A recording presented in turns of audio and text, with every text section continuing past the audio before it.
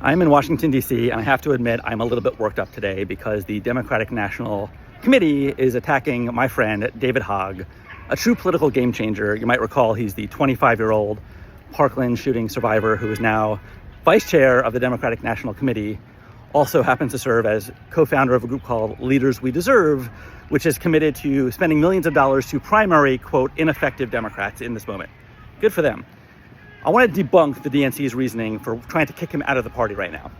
First, big picture, anybody who loves this country, any patriot, who looks around and realizes that the only opposition party to the Republicans are the Democrats at a record low approval, better understand that we have to do something about that. That means fresh faces, fresh vibes. That's what David Hogg is doing by primarying ineffective incumbents who are not fighting in this moment. He is sending a signal to the American public that the Democratic Party is changing. He's also so fortunate as to have an ability to do that from the inside. Good for him. He's doing the same strategy on the inside and outside, making the Democratic Party better, more popular, and more winnable. Great. Why is that bad? Second, the Democratic National Committee has nothing to do with congressional elections. Presidential, yes. Congressional, no. So there's no conflict of interest for a DNC officer to not be neutral in the congressional primary if that means the brand of the party nationally gets better. That's a good thing. So that's just a fake argument from the DNC, and it's their main argument. We must be neutral. Neutral in what? They have no power over congressional elections. Third point, because of that, it's all performative. They're basically showing off for political insiders saying, we are going to defend the club.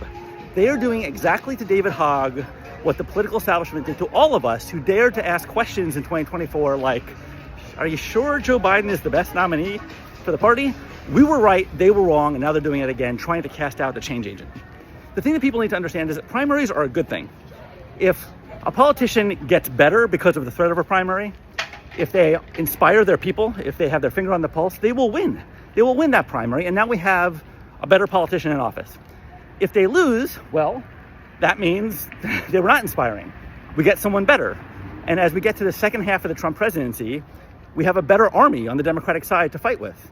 You go to war with the army you have, but you can do something about that army in the elections. So I'm just here to say, thank you, David Hogg. You're a hero. We support you. And I want to ask everybody out there to please, on social media, give public support to David Hogg because he's under fire right now, but he can win this thing. We need him to win it, to change the face of the party and save America.